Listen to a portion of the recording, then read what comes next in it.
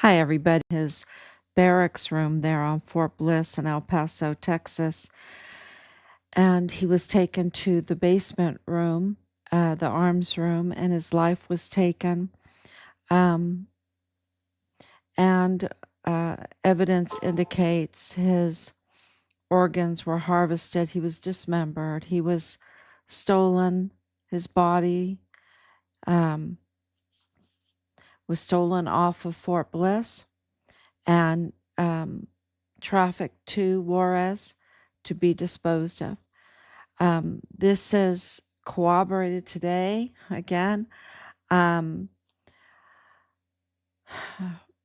with other information, and yeah, it's just so we here we are um, on March 29th, 2026, at almost 2 a.m. in the morning.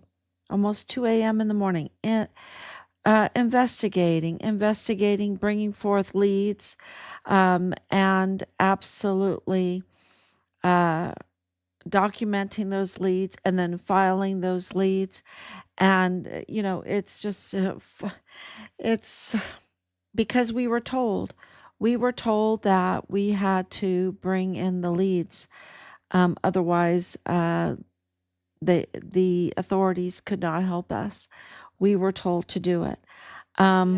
So we took them seriously, and we have been for over 5 years now bringing leads.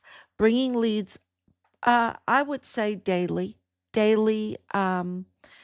filing leads.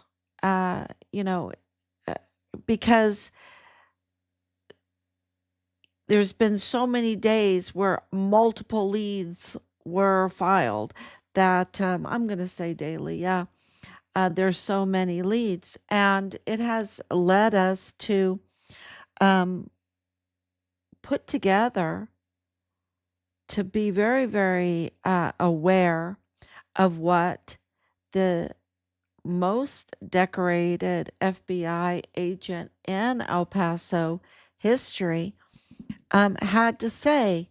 The legend, Julio Cordero, what he had to say, what he was investigating, what he was looking into before he even reported to the AUSA, uh, the prosecutor's office for the federal prosecutor's office for the Western District of Texas, about the two philanthropists that were at large, that was still on his list.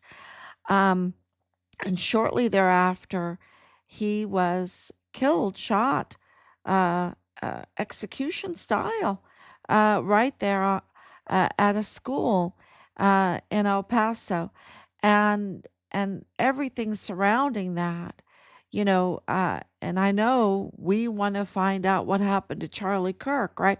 We want to know, and we know what happened to Richard Halliday, and we want to know what happened to Julio Cordero, and that is easily um, knowable if they would release the video.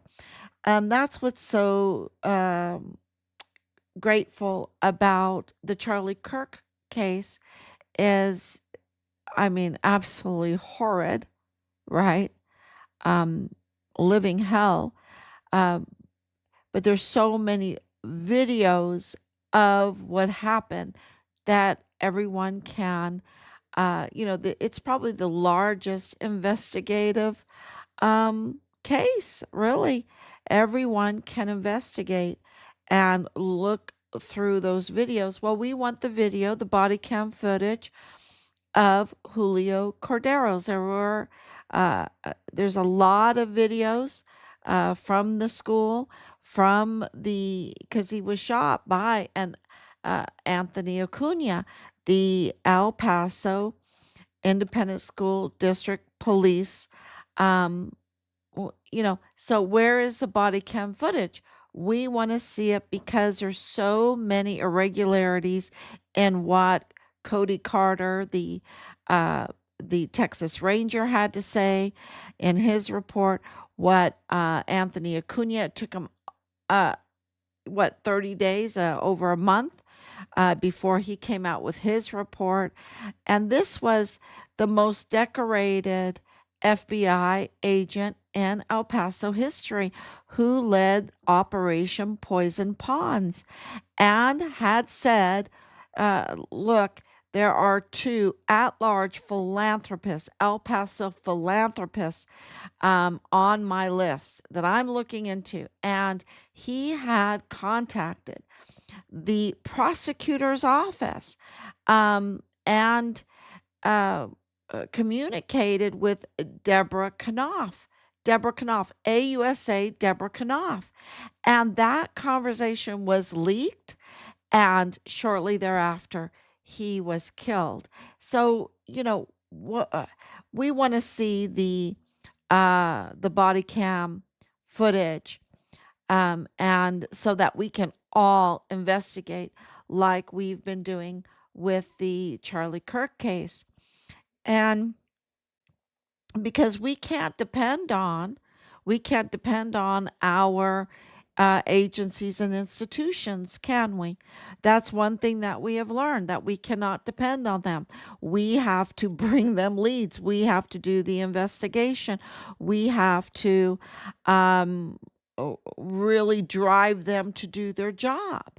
And we know, well, in our son's case, going through our son's case for over 5 years, we can tell you that we know that there is mutiny. I call it mutiny, that there has been a Trojan horse, that there has been an embedding of cartel. There has been an embedding of a Mormon faction within our intelligence community, within our law enforcement. And it's so bad that it's they have a saying in the Spanish, either you get the silver or you get the lead, right? You get the silver or you get the lead. So, it what it's doing is corrupting the system, because people want to keep their life, and you have these cartel uh, operatives and cartel operative philanthropists within the system, offering you either silver or lead.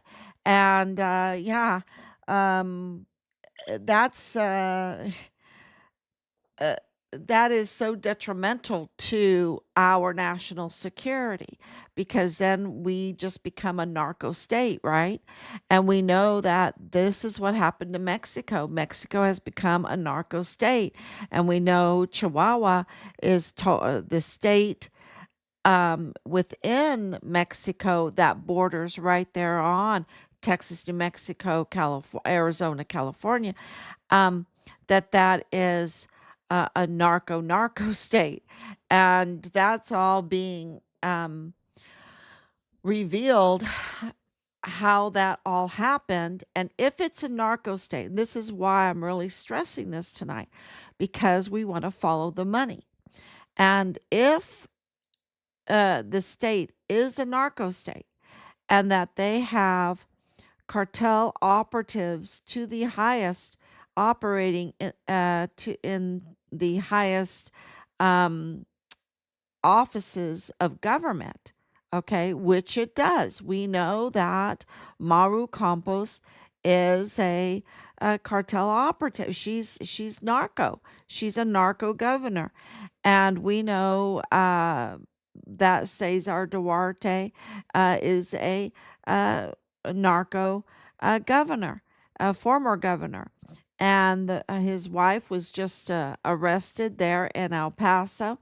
And we have receipts. We have the receipts. There's many of them, y'all, but I put out one of them that shows Maru Campos as working for Governor Duarte, signing off of 400,000 for of taxpayer money uh, to be a gift for um, uh, Cesar Haragui, right? Cesar Haragui Moreno, the prosecutor who now is still the prosecutor who for Chihuahua, who is supposed to be prosecuting Cesar Duarte's wife. I mean, this little cozy group is supposed to be investigating and prosecuting each other. Um, and so the money that was embezzled, that 400,000, because it's coming from a narco state, which is totally flooded with narco money, is narco money. So that is the simplest way I can describe when you have cartels and they have infiltrated the government and they're bringing in to money launder and commingle with their businesses, and with the state and everything to clean their money, right? To I don't know what they're fearing when it becomes a narco state, but they still money launder, and then they want to take that money and bring it into the United States. That's why they do it. It's so good to talk this through because you see how it operates. But the money is from the trafficking, and it is then commingled into the economy, which is commingled into the state, into politics, into campaign contributions, into bribes, into um, all kinds. It's just totally commingled to be uh, so tainted that it's a narco state. And that money that then they embezzle is narco money. And they're bringing narco money into the United States, El Paso in this case, and then they buy property with it and everything, and they are commingling the whole narco money into our system in Texas. And whoa, y'all, it gets so bad because then the cartels get alliances and they get access to the United States. They get visas to the United States. They're bringing in their narco money and they are buying then access. They're buying access and then they are contributing to campaigns of our politicians. And then we have dirty judges and we have dirty prosecutors and dirty federal prosecutors um, and more, all kinds of politicians. You can think of Beto O'Rourke, you can think of Veronica Escobar, you can think um, more. There's so many, and we're going to start listing them. So thank you so much, Laura, for coming on. So yes, they bring the narco money into the United States, and then because we know that Cesar Duarte and his wife Bertha Fong then bought restaurants and car dealerships and million-dollar houses, and it was unexplained wealth. You knew it was an embezzlement. Where did they get the money? They got it from the taxpayers, right? The taxpayers, that's commingled then with all of the narco money. And they steal it. They absolutely steal it. They embezzle it. They write it to themselves.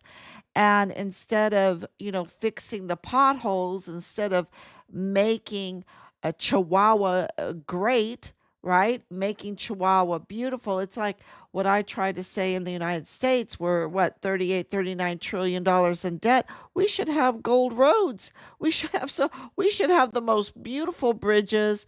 We should have, I mean, no crime at all. There should, you're talking about trillions of dollars. And, I have my ideas of how they embezzled that, but at the border and what what we really want to talk, and so I'm not saying that this does not happen in the United States. And of course, President Trump just put forth a whole, I guess, commission or investigation to look into all of that fraud in the United States. Um, but when it comes to our son's case, we're really focused on El Paso and how did that get corrupted? How did that narco money get into Fort Bliss? How did it get into Richard's unit? How did it's very strange when you look at Dallas Hart, Richard's platoon leader, who is the prime suspect in taking our son's life. How did he, with his record, go green to gold? That never made sense to us. But if you look at narco money and the payoffs and bribes and all of that, and when you look at the generals that have been absolutely compromised, um, at the border area. This whole borderland, it is totally compromised with this narco money. And then you have Julio Cordero warning everyone, right? This legendary FBI agent saying, "Wait a minute, we have a problem here. It's infiltrating the very government institutions and agencies that are supposed to be protecting us." And he did Operation Poison Ponds, which resulted in a raid of the courthouse there in El Paso, arrested over 40 officials, uh, eh, judges, politicians, um, and it was so huge, right? It was so huge. And he had two more on his list, he said, two more on his list of philanthropists, El Paso philanthropists. And of course, we know that these narco op, operatives learned from poison ponds how to protect themselves. And so here we are again, poison ponds 2.0. But Julio Cordero uh, really pointed out these two philanthropists, and now we have Martin Paredes coming out with his El Paso News.org article calling out a philanthropist, an El Paso philanthropist. And who did he call out? Alejandra de la Vega Foster. That's who he called out. And he did more. He showed us that she was a dual citizen double operative. A dual citizen double operative. That means that she was a gubernatorial appointee for Governor Greg Abbott in Texas to the Commission of Women, which is very important when you understand the trafficking business that was going on and is going on at the border. Okay. And then she turned around, if that wasn't enough, for this billionaire philanthropist, quote unquote philanthropist, up to no good.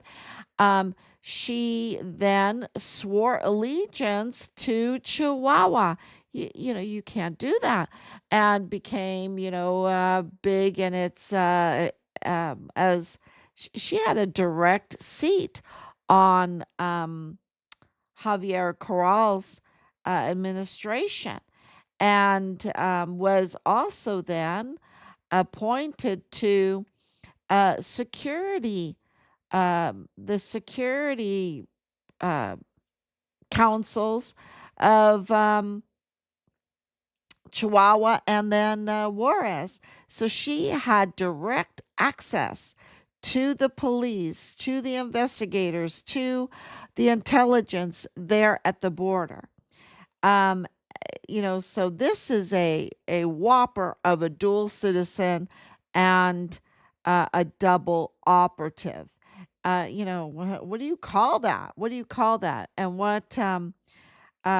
to know that this is right with Maru Campos, what's going on at Plenitude Crematorium, what was going on with Cesar Duarte, all of the embezzlement, all of the fraud, and that money had to go somewhere, and it went to El Paso. And we know that Alejandra de la Vega's husband is Paul Foster, that is heavily tied to West Star Bank.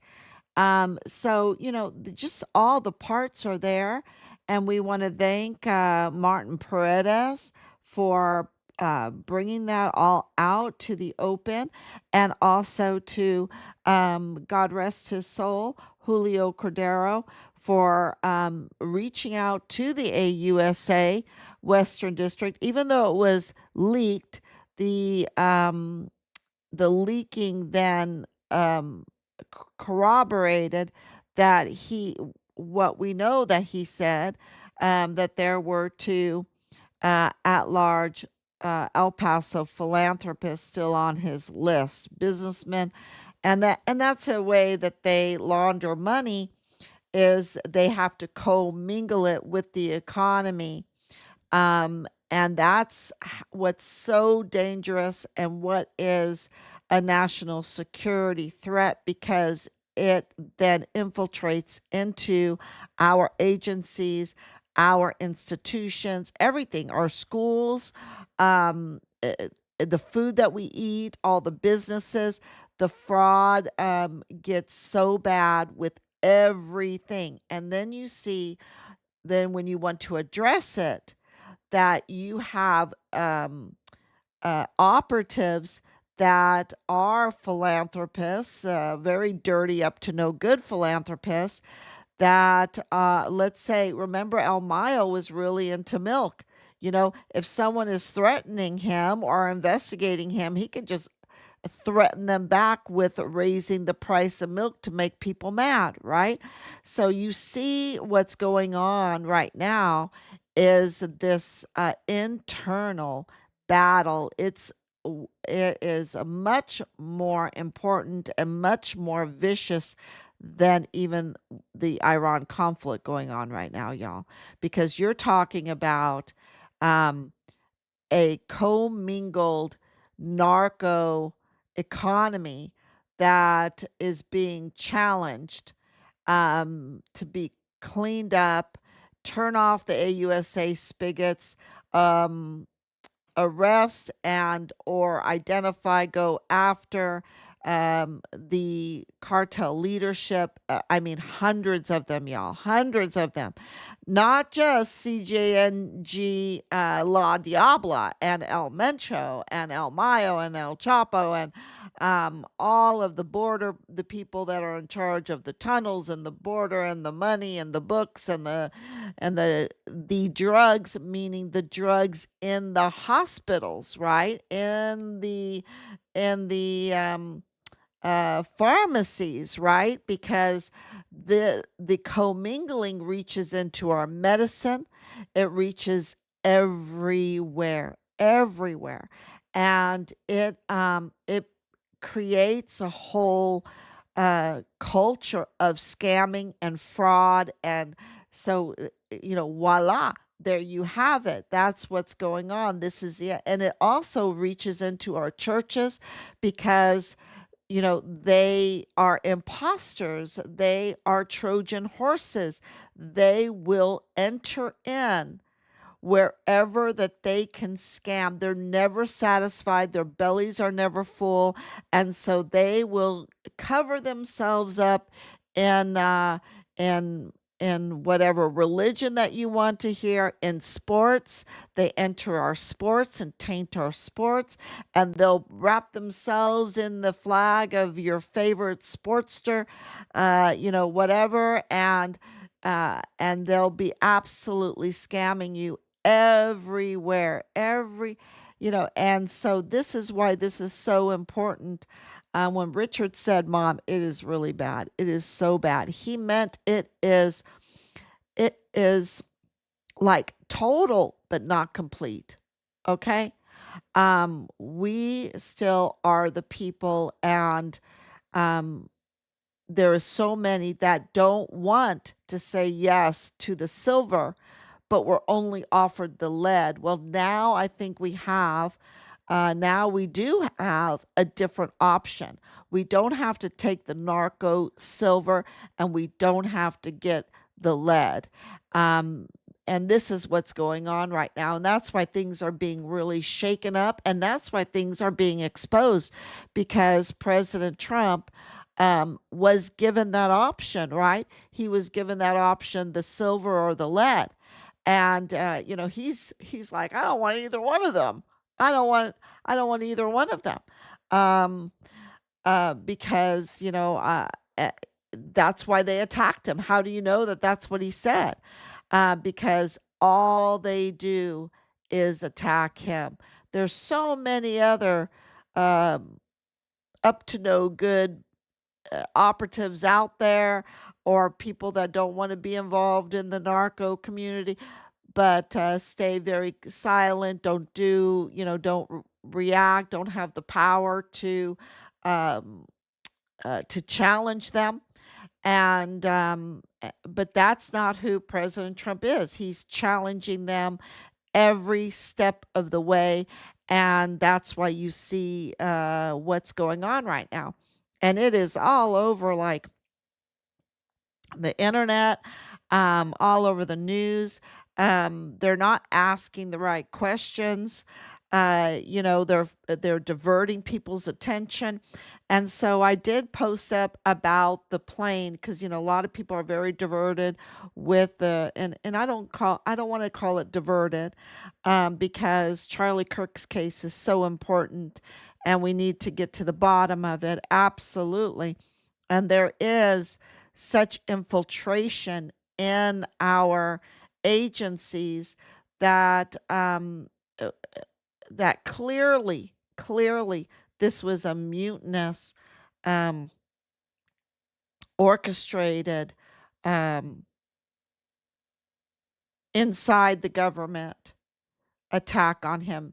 No way do I believe anything else, because the evidence says this was um, not addressed properly, right? It just stinks to high heaven everywhere you look. It just stinks to high heaven. All the videos stink to high heaven. The reaction stinks to high heaven. The reaction of TPUSA stinks to high heaven. Um, uh, his family can't. Uh, his parents can't even come out and really talk. I mean, everything. Um, just is not right with this. And that's exactly how we felt when we went to El Paso, when we heard about our son, and when we went to El Paso, we looked him in the face. Everything stunk to high heaven. We knew we were being lied to every step of the way. We knew that even the media was reporting a false narrative, lying about our son. And we're like, why are they doing that? Why are they doing that? We just were like, what? So we knew that uh, absolutely this was an operation. This was an operation, a code red operation. And I believe that Charlie Kirk was a code red operation. And the same people that are seemingly involved, we know who's involved in our son's case, that it seemingly is also connected into what's going on, what happened to Charlie Kirk. And we call it um, the El Paso Mormon faction cartel, right? And I should add philanthropists in there. Philanthropists, this whole battle. And the main target is President Trump, because he's the one that has the power. You see, he's the one that has even the personality, the temperament. the wherewithal to challenge them. And he also has the inside experience. And a lot of people, don't want to hear me say that, but, he's a billionaire. He's a billionaire. Um, JE went to his clubs, right? So I'm not wearing this hat because, I'm thinking, that couldn't happen. I'm like, absolutely, these things happened. He was in the beauty pageant world, and he also, for a very short time, was in um, the gambling world. But he's a builder. He's a builder, and he builds. He takes old buildings and restores them. Under budget, ahead of schedule, and he works his tail off. Nobody can say that he doesn't work his tail off. And he's the one that challenged them, said, enough is enough. It's enough. This is wrong. And I'm challenging. I know things, and I'm challenging. Y'all have gotten too far. You've gotten too far. See the Gabriella? She came out. She said it. You've gone too far. And he absolutely day one, this, of course, the first and his first term, he was so attacked. Oh my gosh, it was mutiny all around him. So attacked. This time, still mutiny. You still see mutiny. And I'm going to show you um an example because I look into it. Uh, And I just feel like something is very stinky here and not right because of the reaction of what uh, they try to project onto other people what they have done, right? They try to project.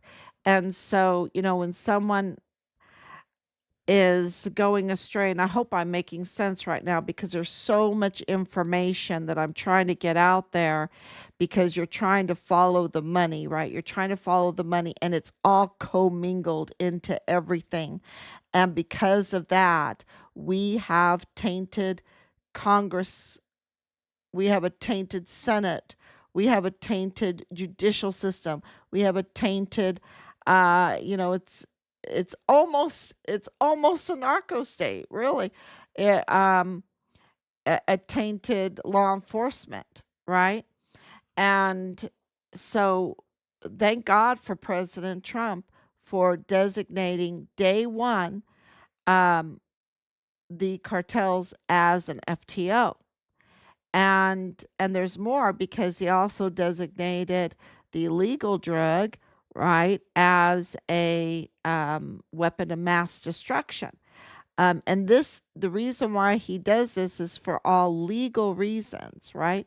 And one of the reasons for the FTO is anybody that is um, joining in with them, right? Joining in with them, uh, it is considered a T, is considered a T.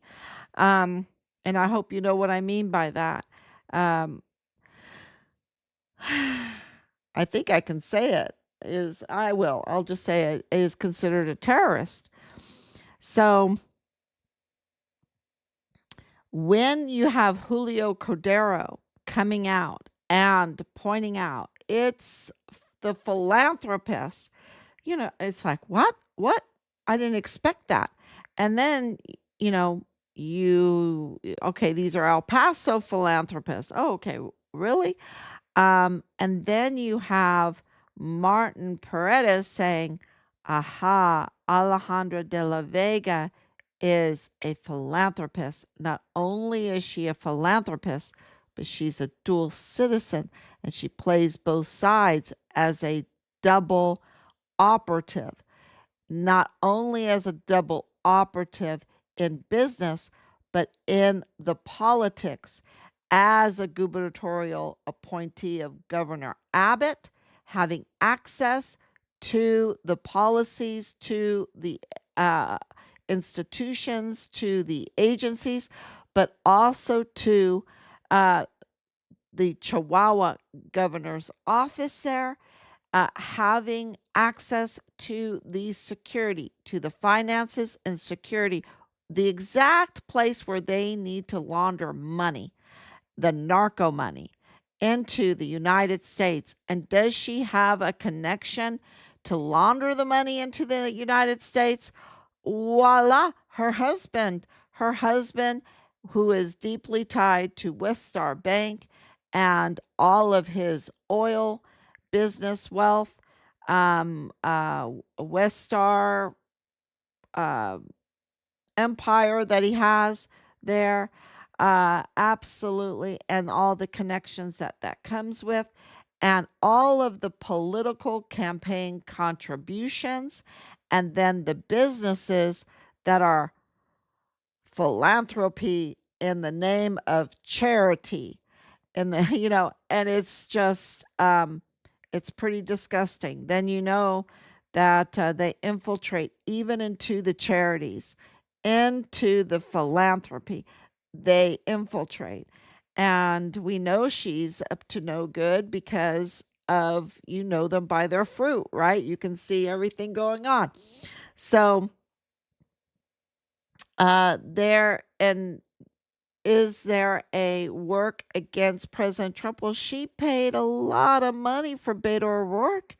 She plays she gave a lot of money for the RNC, and we know that the RNC was attacking President Trump every which way. That's why Charlie Kirk was making a new RNC, a new Republican National Committee. He was using TPUSA to be the new Republican National Committee, challenging the RNC. And it was Alejandra de la Vega it's on record that she gave tons of money for that, and then to Beto O'Rourke, who was the challenger um, for that election. So, and of course, Veronica Escobar and that, but there's just we're just finding out so much information, y'all, and I don't want to. It's just shocking, absolutely shocking. Because don't forget that Beto O'Rourke's family ranch was north adjacent to the Zorro Ranch. And don't forget that it was Beto O'Rourke that was employing the family of La Diabla, the baby and organ harvester that was recently arrested. So that is important for people to keep in mind, that they are up to no good. It's worse than that. Uh, they're committing the most egregious crimes against humanity. So, um, so all of this is happening at the border, and these are FTOs. This is narco money. Okay, this is the job for the National Counterterrorism, for the job of the director of the National Counterterrorism Center, right? This is a job for that office, because they have to counter terrorism, right? And if there is a place where there's a lot of that, it's right there at the southern border. So, whoever is the director uh, needs to be focused on the border. And when you are, when you focus on it like we have focused on it, okay, and we don't even have the um, the tools, right? The tools and the access to the intelligence databases um, to totally understand everything going on. But our over 5 years of investigation has, and we have really, we are giving people intelligence that they just want to um, keep from everybody, right? They just want to keep it hidden from everybody. But we have worked tirelessly to find the information and corroborating information, the hard evidence, and we share it. And we can tell you that what's going on at the border is absolutely, President Trump is absolutely right. It's terrorism. And there is no doubt. And your mind, with the trafficking, with the infiltration into the system and the death threats of, you want silver or lead, you want silver or lead, you better, that the coercion of the people, the fear that's put in the people, the bullying, right? The bullying that's that this creates, and the death toll that it creates. Uh, there is no mistaking the predator nature of what's going on, the financial embezzlement and money laundering that's going on. That this is all part of. If you are the director of the National Counterterrorism Center, you have a lot on your mind. You have a lot on your mind. And a lot on your mind is right there at the border. Right there at the border. And you know that it is a national security breach. You know that it is a national security breach, that there is a real threat to the sovereignty of the country that you have sworn to uphold, that it is a huge threat, and that you have to absolutely respond with the most serious and careful wording of everything that you do. And this brings me to, of course, what's going on, these attacks by the failed director of counterterrorism, the failed one. He is absolutely the failed one. And let me tell you, because Iran is part of this terrorism that's going on at the southern border, because of coming up through the Dominican Republic was giving them the visas. Look it up. That's where they were getting the visas, and they were coming up through Mexico into the United States. Um, both of the Iranians and the Chinese, because they're an alliance, they were coming in through that way. And of course, with all the commingling going on in Mexico, then you have a lot of commingling with those agendas, and it becomes devastating for Mexico and a real threat to the United States. So, what am I saying? That as severe as the Iranian situation is, it's a direct result from what is going on at the border. It's a direct result of that. And so, if you know that and you are the counterterrorism director and you're against it, then you're protecting the FTOs. And I hope you understand what I just said. If you are protecting Iran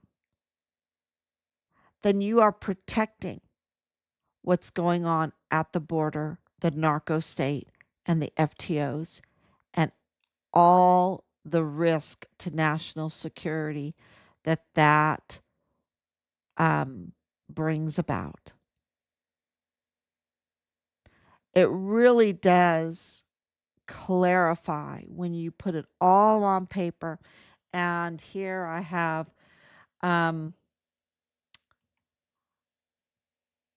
the, let me see if I can enlarge it just a little bit for easy reading.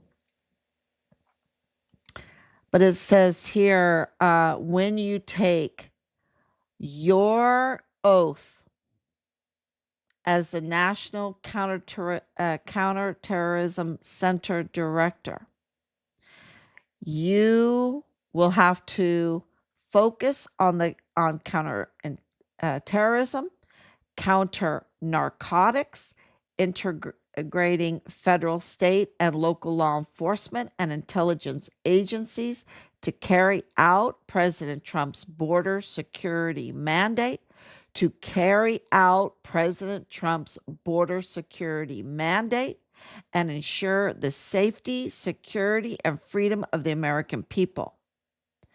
That is what he was supposed to do. That is what the director of the National Counterterrorism Center does.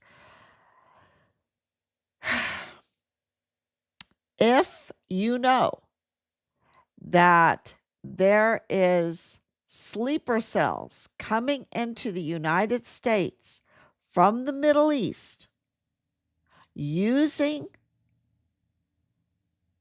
fake visas or visas given to you that get you close to the border, that get you over the border because of an open border policy,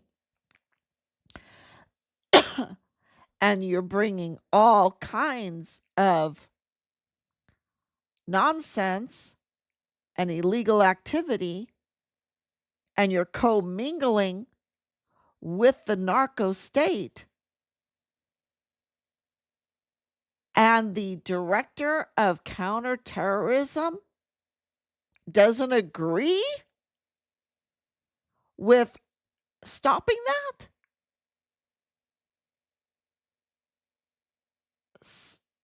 Nope.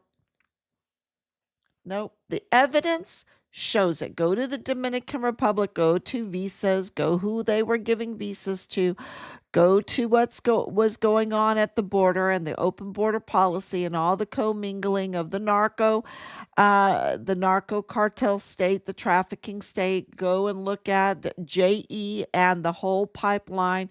Go to Brazil and look at the whole pipeline with the baby farms. Go look at what La Diabla was doing.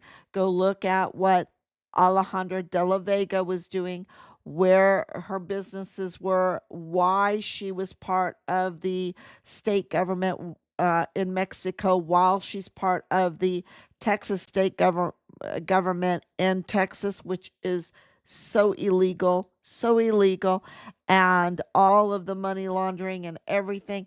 Nope. If you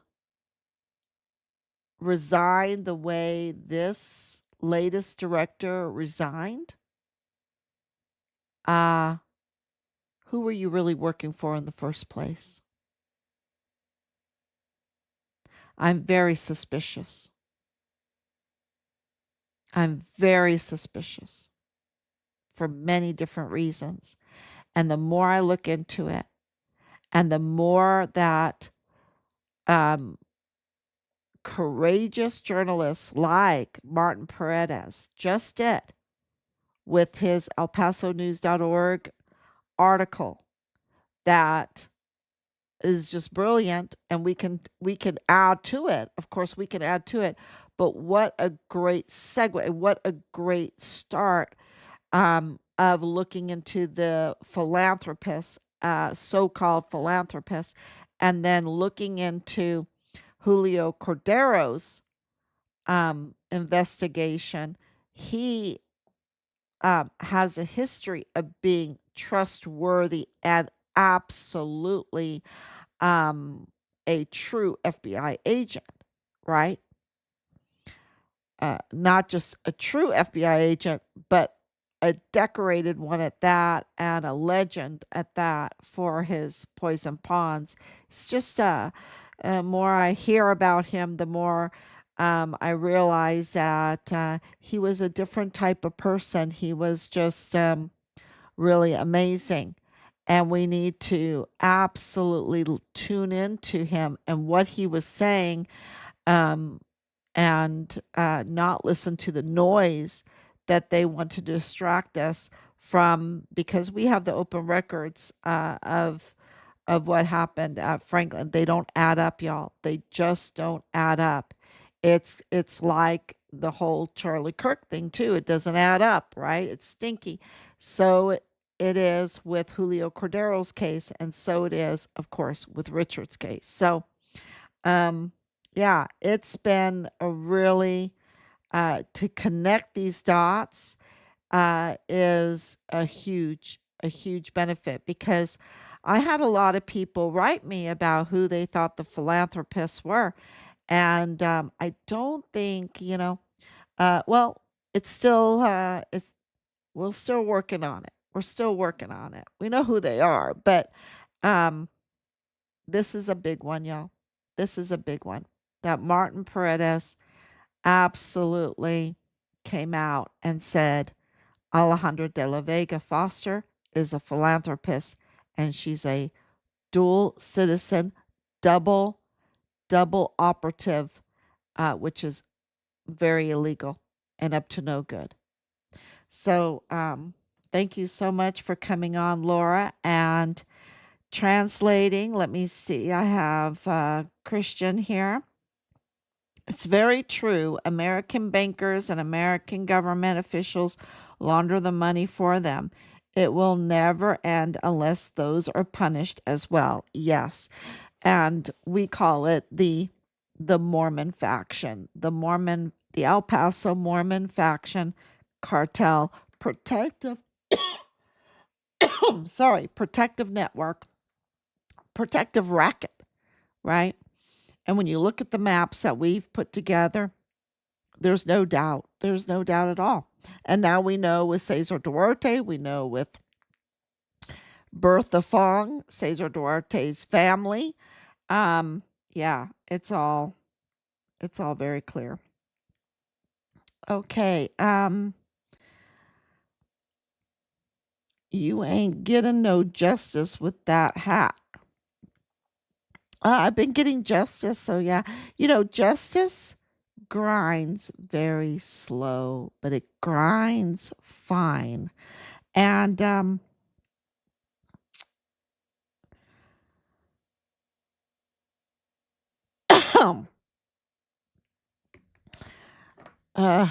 yeah, people, anyway, they need to look at the they need to look at the evidence. They need to look at the evidence and not listen to the noise. So, all right, everyone. Thank you so much for all your support. And please share, share, share. Thank you so much. We are a government by the people, for the people, of the people. And that's why the sharing is so important. Everyone, have a great